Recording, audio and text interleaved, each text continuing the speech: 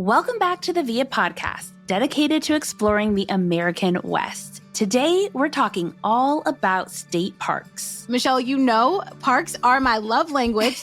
This comes right on time. I was just talking to my dad about this because he is so proud of all the state parks that he's been to. He loves to show off. Meanwhile, I haven't been to any, so I have the National Park Passport book, but I do need to get out to more state parks. What about you? I've been to a few in Arizona, but I feel like I've only really started to scratch the surface when it comes to state parks. I've heard there are some really good ones in Northern California, so looking to exploring some there and also some in the Southern Utah area. I'm excited to get into this today. Well, Michelle, Peter Fish has been traveling and writing about the American West for more years than he'd like to admit. That is very true. I like the American West part. The more years part, not so much. He's also a longtime contributor to VIA magazine, covering camping, the best beach towns, and more. And before that, he was a top editor at the illustrious Sunset magazine for 30 years. At Sunset, his journalism earned him a Lowell Thomas Travel Writing Award. Peter's specialties are history, nature, and the environment, and he frequently teaches travel and nature writing for Stanford University's Continuing Studies program. He is the perfect expert for a discussion on state parks. Peter Fish, welcome to the VIA podcast. I'm so happy to be here. It's wonderful. No, your podcast is really fun. And I listened to the first podcast with Rich Moreno, who I actually know a little bit, and it was so much fun. Oh, good. Those Mormon crickets are still haunting me. Yeah. They're terrifying, for sure. And I've been to lots of state parks. So there's that. Okay, so national parks, I feel like national parks get all the love, right? You have the Big Five in Utah, you have Yosemite, you have the Grand Canyon. I feel like state parks are more of a hidden gem. So can you talk to us about how you got into state parks compared to the national ones that get all the love? No one loves national parks more than I do. Everyone loves them. Yes. But the trouble is that, especially during the heavy summer travel season, so many people love the national parks that they get just insanely crowded. And that's where the West state parks come in. They're just as beautiful, just as magnificent, and have vastly fewer visitors. So Yosemite National Park averages 4 to 5 million visitors a year. Wow. Not far away, Calaveras Big Tree State Park, which also has giant sequoias, just as magnificent as Yosemite, that gets 1/20th of the number of visitors over the course of the year. About 200,000. That's why it feels so less crowded. Mm-hmm. Well, can I ask you about that, Peter? We're talking about 1/20th. I'm not good at math, so I'm not going to try. But clearly people are less likely to visit state parks. So what is the disconnect? Yeah, I think it's sort of like movies. And I love Yosemite and Yellowstone and Grand Canyon, but they're like the blockbusters. They're like Barbie and Oppenheimer. And you think everybody has to go see them. Zion National Park in southern Utah gets about 4 million visitors a year. And just down the road from it, Coral Pink Sand Dunes State Park, which I think is one of the most stunningly beautiful places anywhere in the world, also gets about 1/20th of the visitors. I've visited Coral Pink Sand Dunes often, and I've been sometimes the only person around. So you get a real different visitor experience. You're just not having to deal mostly with the crowds. State parks are more like, some more independent film, and they're a little bit smaller, but they still are just wonderful experiences. But in terms of, are you enjoying yourself when you're there? Do you feel like you're seeing some aspect of nature? Mm-hmm. State parks do that, I think, as well as national parks do. So if you're planning a trip and say, because I do think that a lot of people have these big parks on their bucket list. Like I've been to Zion, I've been to Bryce, Grand Canyon. Obviously, Yosemite's very high on my list, but I'm so intimidated when it comes to planning a trip there because of the crowd. So how do you go about planning a trip that may involve a national park, but also has some other opportunities to explore state parks in the process? Yeah, I think that's a really good question. I don't know if I have a favorite national park, but if I did, it may be Yellowstone, which is wonderful, but it really does get busy in the summer. And there are just 2 amazing state parks very near it. And I think they're both especially good for kids, which if you're taking kids to Yellowstone, it's nice to have another alternative. Mm-hmm. Quite close, still in Wyoming, to Yellowstone is a wonderful state park called Hot Springs State Park. All the hot springs in Yellowstone Park are too hot. You would scald yourself if you went into. Mm-hmm. The ones that Hot Springs State Park are actually not scalding. You could actually go to the bathhouse and have a wonderful soak in these nice, restorative hot springs pools. Mhm. Hot Springs has its own bison herd, which kids like.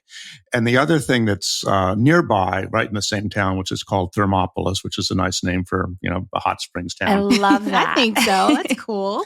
They have a terrific dinosaur center.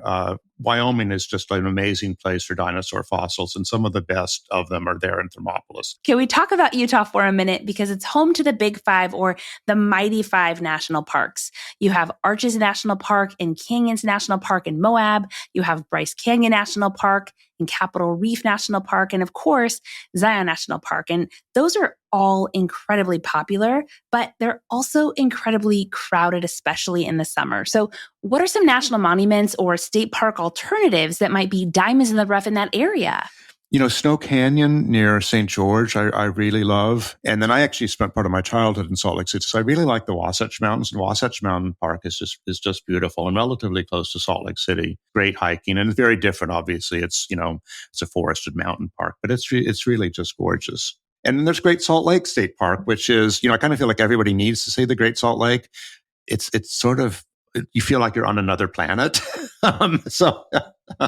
Yes. So one of my all-time favorite state parks in southern Utah, so within shooting distance of both Grand Canyon and Zion, is Dead Horse State Park, which has this incredible view down to the Colorado River, thousands of feet below. At the end of the movie Thelma and Louise supposedly drive their convertible into the Grand Canyon. Sure. They say it's the Grand Canyon, but it's not the Grand Canyon. It's actually Dead Horse State Park. What? It's a spectacular, spectacular place, and it doesn't get the same amount of crowds as Grand Canyon. So most of your national parks are going to have a good state park or two or three or four pretty nearby. Michelle's eyes just got really wide. I know what's next, Michelle. Mitty and I were talking about state parks before we started recording, and one of the ones that we talked about was Dead Horse Ranch State Park. Where do these parks get their names? Because Dead Horse Ranch might be one of the reasons why people are not flocking to. Yeah. It isn't. No, that's sort of true. Right? You have the Grand Canyon, which is so inviting, and then you have Dead Horse Ranch. So what goes into the names of state parks? I think it is merely legend. I think somebody said a horse fell down into the canyon. I do not think that they have proof of that. So the weirder the name in the West, when it comes to state parks, it might be the best state park to go to. Yeah. Maybe. Yeah. One of the things that I was just really impressed with your background, even more so than your prestigious travel award, is that you visited all 58 counties in California. And I mean, hello, forget the grizzly. You could be the state mascot. California alone has 280 state park units. And together they contain 15,000 campsites, 5,200 miles of trail, and 340 miles of coastline. So you have a huge amount of things to choose from. If you want a dramatic coastline, a state park will have that. Giant trees, check. Inspiring mountains, check. History, check. Great for kids, check. So they're really worth building a vacation around, or if you're doing a road trip, making it a stop on a road trip. They really are kind of hidden gems. You have so much experience, but tell us about you. When people ask you, what is it about state parks? Why should I visit? What do you tell them? Can you tell us about a state park you love and why people should go? Give us a story. I can think of one, and it's not super well known. It's in the southern San Joaquin Valley, but one of my favorite state parks in California is Colonel Allensworth State Park, and that's in the southern Central Valley. It's a fascinating place. Not that many people know about it, but it preserves one of the very few American towns that was entirely founded, financed, and governed by African Americans. Wow. And its founder was Colonel Allen Allensworth, former slave, fought for the Union in the Civil War, went on to a distinguished career in the U.S. Navy. And then after he retired from the Navy in the early 1900s, he'd moved out to California, to Pasadena area. And he decided that he wanted to found kind of an agricultural town that could serve as a haven for African Americans so they didn't have to face the racism and prejudice they faced in the rest of the country. So he bought a chunk of land in the southern San Joaquin Valley and started as a farming community. And this little town grew up. It had its own school district, had its own town government. And for about 20, 25 years, it thrived. It ended up having Wow. very bad, severe water issues for various reasons. And it kind of was neglected. But now the state park system has restored all the buildings. You can go, you can take a tour, you can take a virtual tour. They have events through the course of this, especially in the summer. And it's just this fascinating bit of California and Western American history that most people don't know about. And I think it's a terrific place to visit. I just really like it. I knew nothing about this. So that would be one of them. So cool. Do you know, is there a Juneteenth celebration there? I believe there is. And, a lot of things got disrupted during the pandemic. And I checked, and I hope there is. I know they have other events during the course of the summer and into September. Yeah. Wow. I love that. And I want to pivot, if I may, to talk about national monuments. I know state parks have this untold story and there are these hidden gems, but I also feel like national monuments might kind of also fall into that category because they do get far less traffic than the national parks. Is that right? The national monuments are just amazing. And it really is partly a matter of size. They tend to be smaller and, again, focused on one sort of aspect as opposed to something like Yellowstone that has so many different things about them. And they are also federal. They're not state. They're both run by the Department of Interior. I mean, national parks were founded, Yosemite and Yellowstone vie for the prize for being the first national park in the world. They both have claims to it. Mm-hmm. The national monuments came along later, and most of them sort of came along with this thing called the 1906 Antiquities Act. When they were started, they were intended to preserve aspects of the natural world that they were maybe more concentrated geographically. And actually, the Grand Canyon started itself as a national monument. And then they realized that it actually was so big, it needed to be a national park. Wow. And I think there's a fair amount of crossover. I mean, rangers, you can have a career as a park ranger and serve in both monuments and parks as well. But access to that camping is done through the federal system. So it's not run by any of the states, but they're terrific places too. Yeah. Do you have any favorite national monuments that you don't mind sharing with our listeners? So one of my favorite places in the whole world is Muir Woods National Monument. That's just over the Golden Gate Bridge in Marin County, named for John Muir, the conservationist, and just stunningly beautiful stands of coast redwoods. I mean, they're just towering and 1,000 or so years old, and they're really interesting historically. When they were founding the United Nations in San Francisco, 1946, they took all the leaders of the free world over to Muir Woods to be inspired by the trees. That was supposed to give them a sense of peace. So it's a wonderful place. It's famously very, very crowded, and you have to book a reservation in advance or to park, and often you can't do that, or you ride a shuttle, and then it's crowded. However, I have discovered that if you're the kind of person that can actually get to a place early on a weekday, you really have it to yourself for the first 4 or 5 hours of the day.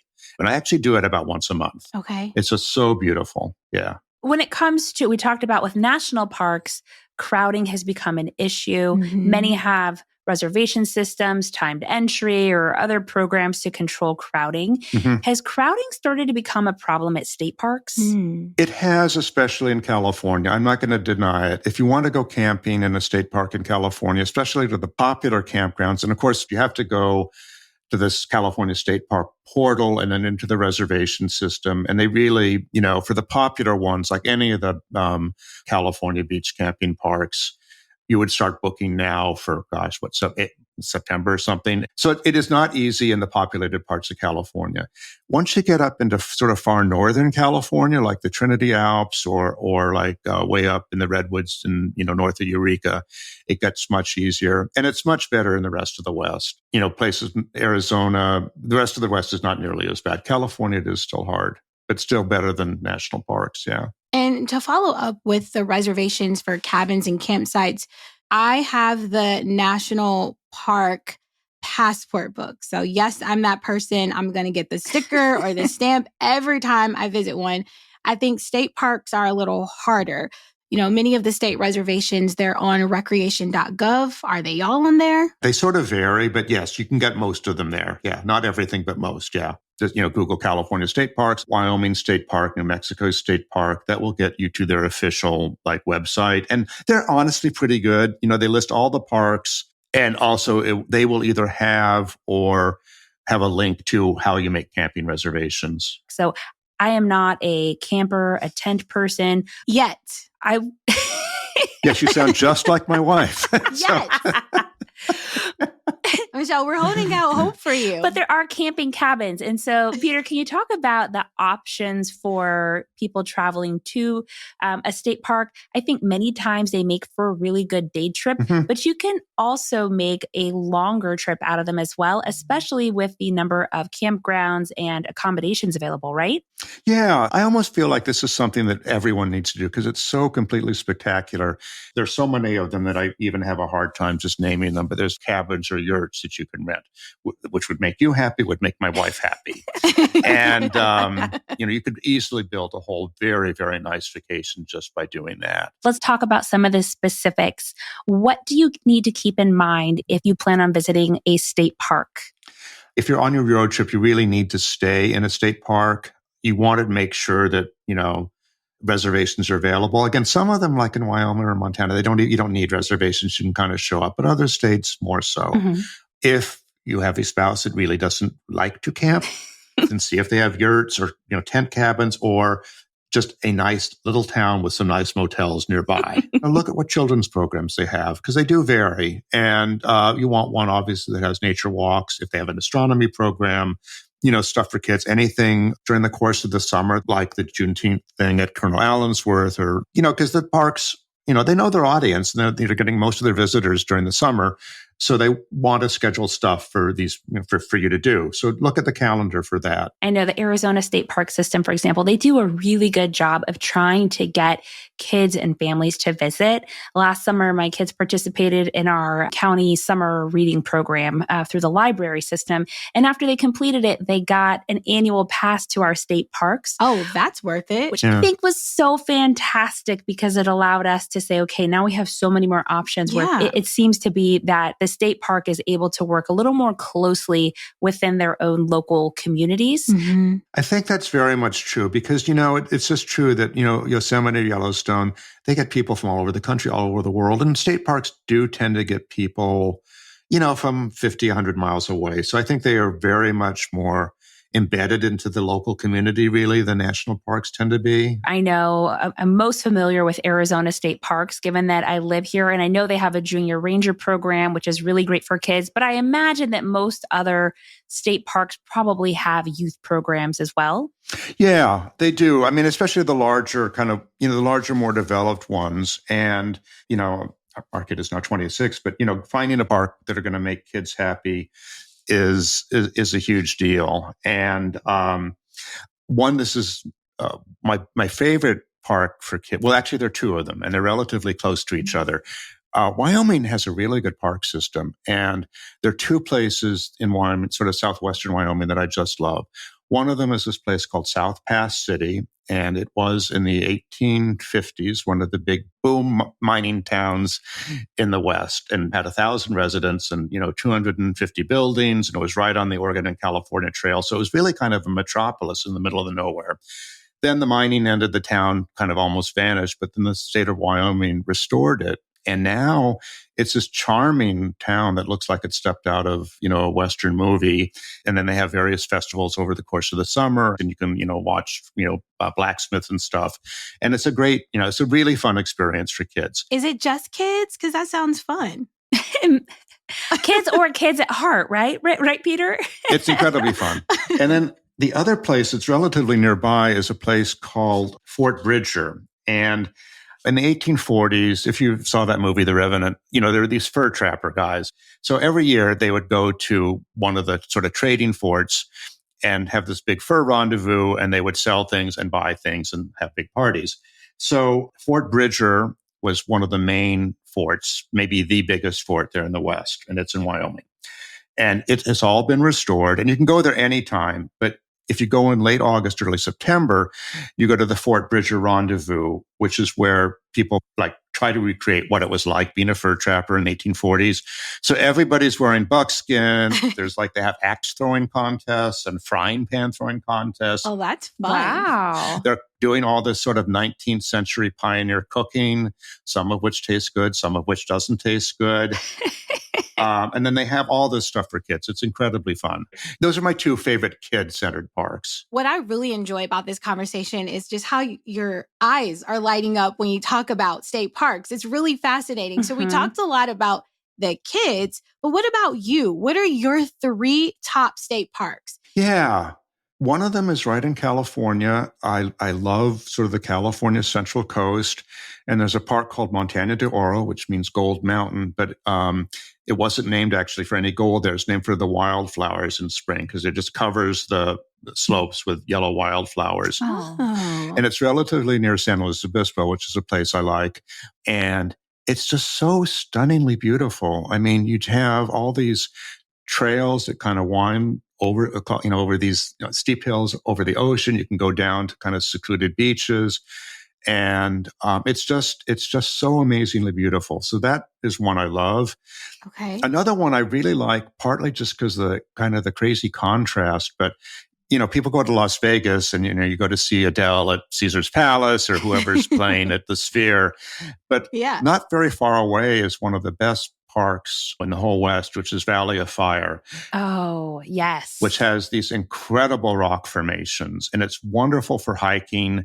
And you can also take guided hikes and the sort of serenity and the natural beauty between it and kind of what you see on the Strip. Mm-hmm. So I really do like that one a lot. And then another one I like, and this is also one that is good if you're kind of in Yellowstone and kind of want to get away from Yellowstone. Mm-hmm. It's on the Idaho side of the border. It's called Harriman State Park. It was named for the Harriman, who was a huge railroad builder in the late 19th century and built this sort of private retreat for himself and his rich friends. And they chose it because it has world-class fly fishing in the Henry Forks River. I am not a fly fisherman, but I like kind of watching it.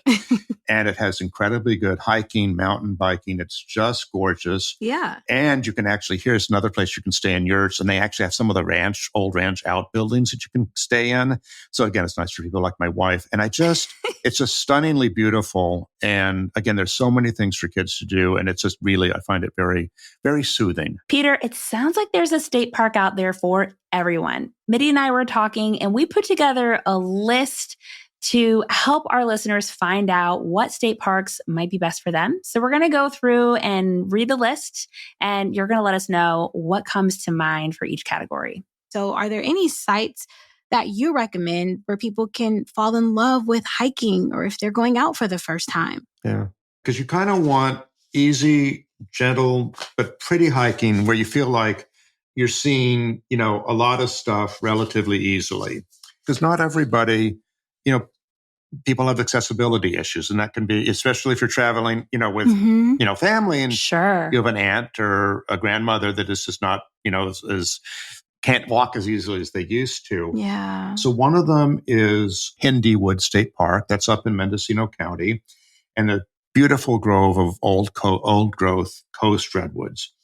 And they are, all the trails there are flat, easy, and they're all wheelchair accessible. So I think that's a wonderful place. Oh, nice. I love that. Mm-hmm. Dead Horse Point, despite the scary name, is actually quite accessible. They have lots of paved paths and viewpoints. And if you needed a wheelchair or just wanted an easy hike, it's actually a very good place. Now, are there some state parks that have ranger-led hikes at all? Oh, yeah, actually a lot of them. Yeah. Especially during the summer months. That's one of the things they do well. Yeah. I think after the eclipse, a lot of people are going to be talking about the stars and the skies for a long time. So what is the best state park when you want dark skies for stargazing? Yeah. The Utah ones are very famous for that. So I think, both Dead Horse and Goblin are very good for that. And then there's a wonderful state park up in Washington State. It's Goldendale Observatory State Park, and it's not that far from Seattle. It's just a terrific place for kids if you want to. And, they have regular star parties and things over the course of the summer. It's really cool. What about the best state park for wildlife viewing? Catalina State Park, which is actually not that far from Tucson. That's a terrific park for wildlife. Mhm. And I've had really good luck with just various kind of birding opportunities there. At some place it's so close to the city that you think it's not going to have that, but it really does. And also another one I love is Morro Bay State Park. Mhm. Lots of egrets and lots of shorebirds there. And then you can also take kayak tours out in the Morro Bay, which is just good for the stuff you see and wonderful birding. And that's a terrific park for wildlife. Also, one more here in California. Año Nuevo State Park on the San Mateo County coast is famous for the elephant seal breeding season, Ooh. which is really something. I mean, they're amazing giant animals and they're really fascinating. You talked a little bit about kayaking. What about the best state park for on the water experiences, including boating, fishing, scuba diving? Yeah.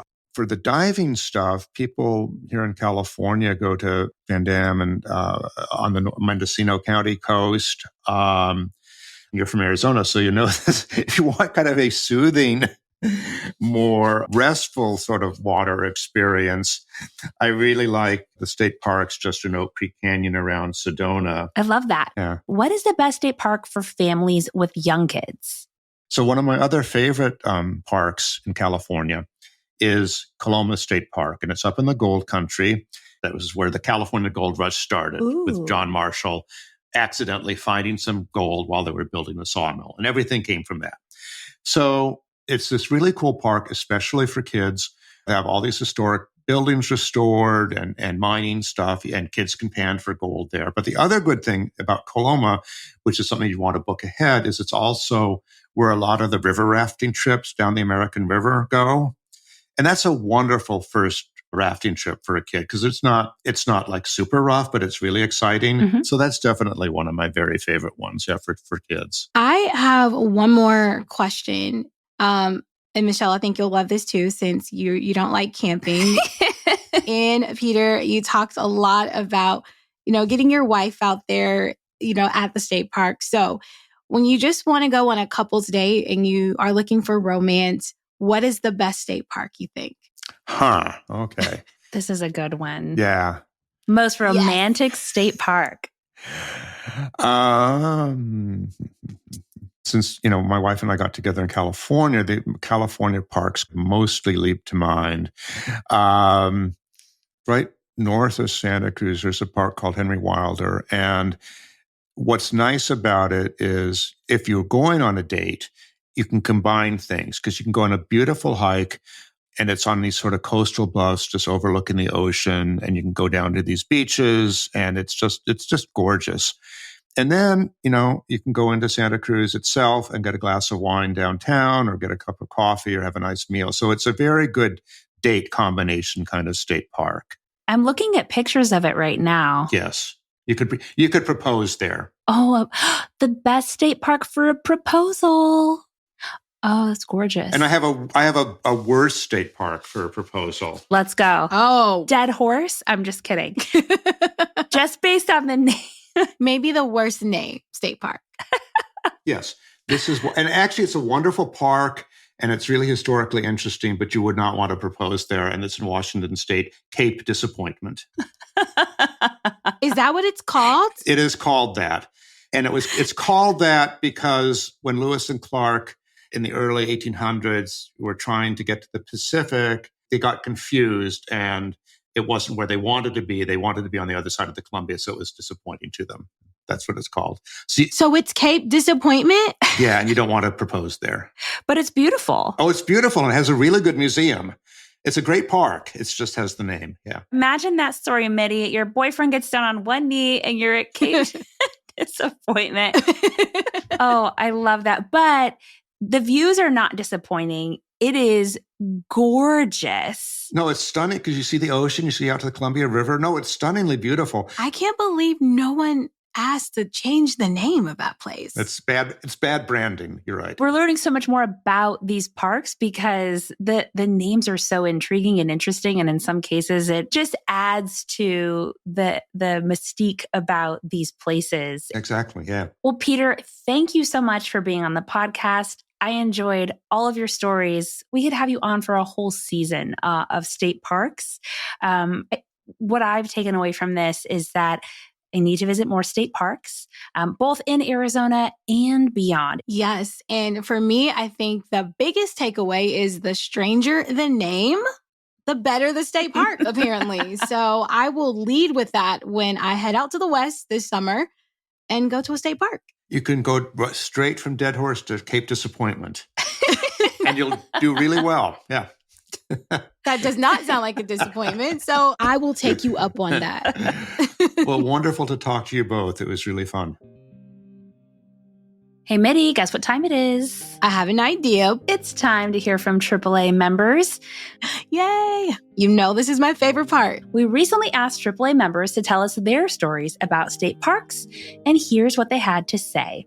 We heard from Patricia Molina, a AAA member from California. She writes, I'm a fan of the Paul M. Demick Campground, Van Dam State Park, and Richardson Grove State Park, all on the Northern California coast in the Mendocino region. My uncle was a state park ranger, and I would spend 2 weeks every summer with him. It was a dream come true for me as a child and even excites me in my 70s. Patricia says that while visiting parks, she loves the essential experiences of sitting around campfires, meeting other campers, and spending time amongst the trees, rivers, and oceans. I love this email, especially with the camping. Growing up in Ohio, my parents would send us to summer camp all of the time. And my favorite moments growing up as a teenager in Ohio was sitting around these campfires with our marshmallows and telling scary stories. It was a blast. And Mitty, while I am not a camper, I will say there's something about a campfire. Sitting around a campfire, having your sticks, roasting s'mores, telling stories, just being with people that you care about, or even just meeting new people. Such a great travel experience. It is. And then your bragging rights is when you leave camp and your clothes smell like this campfire. It's like, were you even there if it doesn't smell like it? So it was awesome. Yes.